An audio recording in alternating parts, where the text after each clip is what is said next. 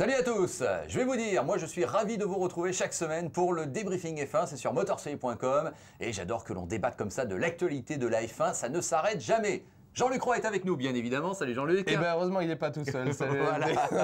Jean-Luc qui se prépare à nous commenter le week-end prochain, le Grand Prix d'Allemagne. Absolument, cher ami. Donc, on va en quelque sorte planter le décor pour ce Grand Prix d'Allemagne. Voilà, 11e manche du championnat du monde de Formule 1. Qui dit Allemagne, on va tout de suite rentrer dans le vif du sujet, Jean-Luc. Qui dit Allemagne dit pas mal de pilotes, dont un peut-être plus célèbre que les autres, Michael Schumacher. Je vois pas qui tu veux dire. Voilà. Qui, peut-être à l'instar de Lance Armstrong sur le Tour de France, n'est pas totalement au niveau, même si je pense qu'Armstrong, lui, c'est définitivement fini, alors que Schumacher, on a encore l'espoir, mais des internautes comme Rechef ou Montesquieu, qui vient de s'inscrire, continuent de se poser des questions. C'est l'inconnu Schumacher, que faut-il en penser? Qu'attends-tu de lui pour son Grand Prix national?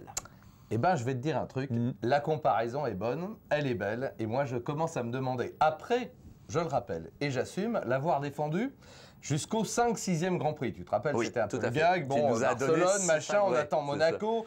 Bon, là, il n'y est pas. Là, c'est clair. Si on compare les performances de Michael Schumacher aux performances enregistrées par, évidemment, Nico Rosberg, et notamment lors du dernier Grand Prix, il y a un gap énorme. Non seulement donc, cet écart de performance, pour parler français, ne se comble pas, mais j'ai l'impression qu'il se creuse à nouveau. Alors, là, on peut toujours évoquer tout un tas de raisons. La monoplace n'est pas très bonne. Oui, c'est vrai, elle n'est pas du niveau, évidemment, des Browns de l'an dernier, dont il faut rappeler que c'est quand même la filiation à cette équipe Mercedes aujourd'hui. C'est l'équipe de Ross Brown qui dominait complètement la première moitié, je le répète toujours, du championnat 2009 et pas la deuxième moitié. Bon, là, il y a un problème. On n'a pas la trouvaille, on n'y est pas. Mais quand même, la comparaison entre le résultat de Nico Rosberg, les résultats et le nombre de points, et ce qu'a pauvrement ramassé Michael Schumacher, c'est quand même assez pitoyable. Et puis moi, je vais te dire, il y a un élément extra sportif, qu'on laisse Michael Schumacher aller s'amuser à moto, alors qu'il a un contrat Mercedes. Avec Sébastien Loeb et je ne sais plus qui, il y avait un troisième. Oui, et Badower. Voilà, c'est ça. Qu'on les laisse aller s'amuser à moto. Moi, je trouve ça génial, parce que c'est même le côté sympathique pour moi de Michael Schumacher. Mais quand on a un contrat de cette importance, pour moi, et qu'on a même Norbert Haug qui dit « Oui, c'est normal qu'il aille se distraire avant le Grand Prix d'Allemagne. Imagine une petite chute de rien du tout, où il se fait un poignet ou une clavicule. C'est pas logique. Non, c'est pas logique. Non. Donc pour moi, c'est plié. Là, pour le moment, c'est clair. Et effectivement, tu compares à Armstrong et la comparaison est bonne.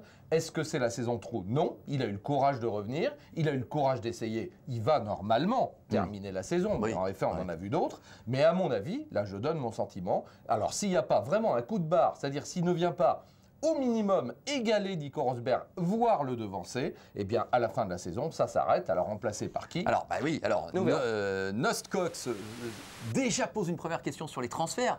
En supposant qu'effectivement un baquet se libère chez Mercedes, en supposant que Weber et Red Bull, parce qu'on continue aussi d'en parler, même si Weber vient d'admettre qu'il avait été peut-être trop loin, qu'il n'aurait pas dû dire tout cela publiquement. Bon. Est-ce que tu crois qu'il peut y avoir un chaise musicale? Et donc déjà, on te pose la question des transferts. Est-ce que déjà, tu as quelque chose qui se devine pour toi? Alors, dans la mesure où j'en ai parlé hier sur RMC, je vais y aller. Moi, bon, allez, les romans, parfois, de toute façon, parfois, les rêves ou les supputations deviennent réalité.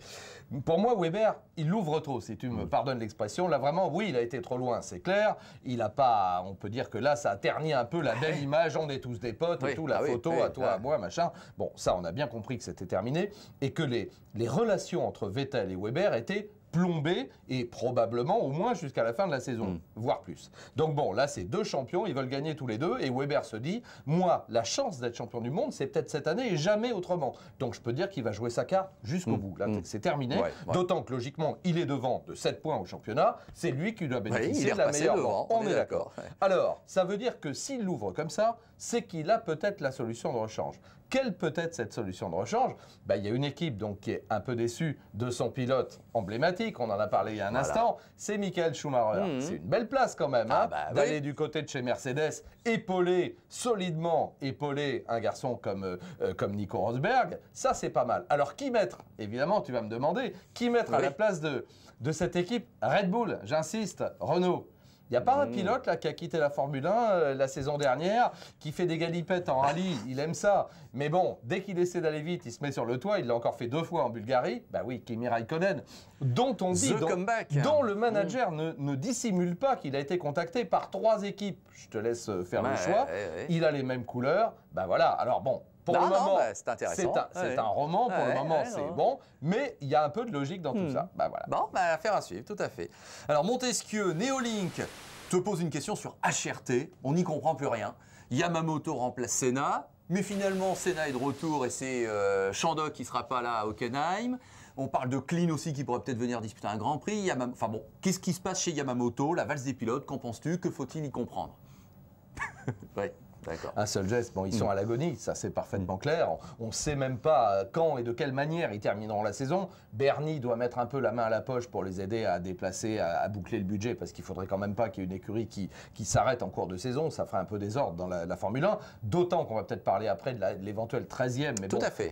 Pour le moment, j'ai une boule de cristal. Pour le moment, bon, non, mais tu m'en as parlé avant. Voilà, c'est ça. Donc en fait, logiquement, HRT essaie de terminer donc cette saison péniblement et on va chercher l'argent où il est. Alors apparemment il y a eu une erreur de mail de Senna, bon là ça fait un peu rigoler quand même. Genre il envoie le mail à je ne sais qui pour critiquer le docteur Colin Coles, le patron de l'équipe, il se gourre, il appuie sur envoyer, boum, il l'envoie au Colin Coles, donc du coup viré, attelé et on fait venir Yamamoto. Bon, c'est surtout qu'il a la valise de dollars et qu'il dit c'est combien la course et plus ça va, moins c'est moins cher. Donc tu vois, plus c'est moins cher, je veux dire. Donc voilà. Et là c'est Karun Chandok qui doit pas avoir les moyens de venir. Bon, ça fait un peu bouffon, soyons clairs, même si le niveau de performance globale, et on respecte infiniment les gens qui ont du courage, les nouvelles équipes et Bruno Senna, mais là, ça devient un peu compliqué, voire pathétique. Bon. Tiens, on va parler de la 13e équipe. Alors, comment tu savais ça? Tu me la bailles belle. Alors, Villeneuve, Jacques de son prénom, pourrait arriver avec le Villeneuve Racing. Et on a même entendu, pratiquement là, il y a quelques minutes, que oui, l'équipe Durango, donc GP2, qu'on connaît un peu dans les formules de promotion, serait là. Flavio Briatore, on en parle aussi. Ouh là là, il y a du beau monde. Bon, alors, que penses-tu de cela? C'est un grand sac dans lequel on met des gens de qualité, respectables. Jacques Villeneuve, quand même champion du monde 97, avec le talent qu'on lui connaît, l'enthousiasme, etc. Bon. Alors, bâti, pas bâti, sur les restes d'une équipe américaine, je crois qu'on mélange un petit peu tout. Jacques, naturellement, il est canadien, on le sait bien. Il est aussi un petit peu, il a le pied, même un peu plus que ça, dans la NASCAR, où il aimerait rouler. Enfin, il va courir à Indianapolis au début du mois d'août. Il va rouler. Bon, c'est un peu compliqué. Alors, Durango, ce serait l'appui technique. Et puis, on reparle de Briatore. Alors, là aussi, dès qu'il y a une affaire un peu bizarre, il y a Briatore dans le coup. Moi, j'attends de voir. Pour le moment, au plan financier, on n'a parlé de rien.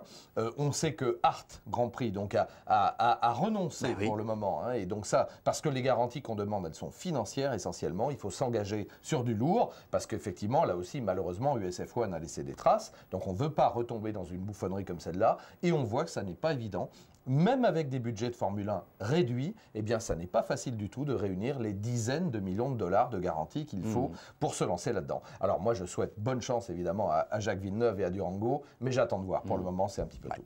Allez, dernière question, c'est Signalu77 qui la pose. Il s'est inscrit sur le forum, donc n'hésitez pas à les poser vos questions sur le forum de motorstélé.com, rubrique Monoplace. Je vous rappelle que dimanche prochain, le Grand Prix et même les essais, dès vendredi, sont à suivre en live texte sur notre site internet grâce à nos amis de f1-direct.com. Tout à fait. Alors Adrien Sutil, ça boucle la boucle, on parlait de Schumacher, autre pilote allemand. Moi j'aime bien, je te le dis franchement. Adrien Sutil qui fait une saison formidable, qui est juste 2 points derrière Schumacher, t'as vu, c'est peut-être déjà intéressant à signaler. Pourquoi n'est-il pas courtisé, annoncé dans un top 10, se demande Signalu77. Il y a des pilotes pour lesquels on ne comprend pas trop. Alors est-ce que peut-être son manager n'est pas tout à fait au fait, n'est pas tout à fait introduit, n'est pas tout à fait aux bons endroits au bon moment, n'est pas assez agressif. Bon, Adrien Sutil, c'est un garçon bien élevé, on le sait, et c'est surtout pas un reproche ni une réserve.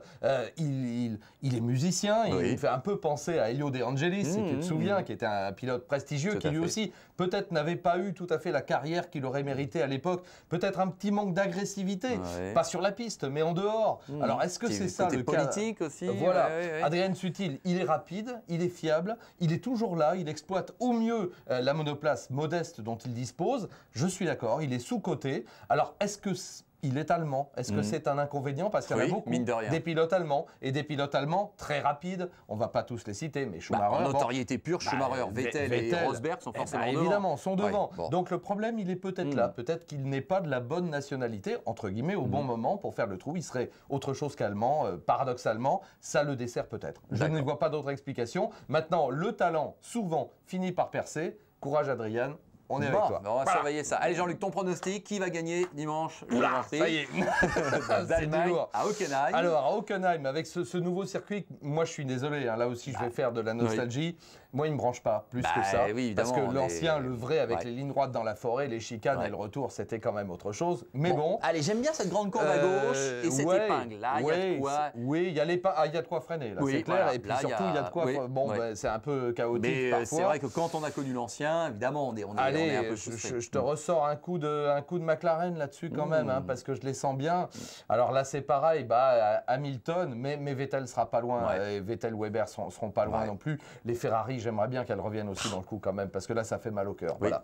Allez, j'aimerais bien un podium d'Alonso aussi. Bon, allez, puis moi, Vettel, parce que s'il veut être champion du monde, et puis il est chez lui, il va être chez lui. C'est ça, là, il faut vite remettre les pendules à l'heure par rapport à Weber. C'est clair.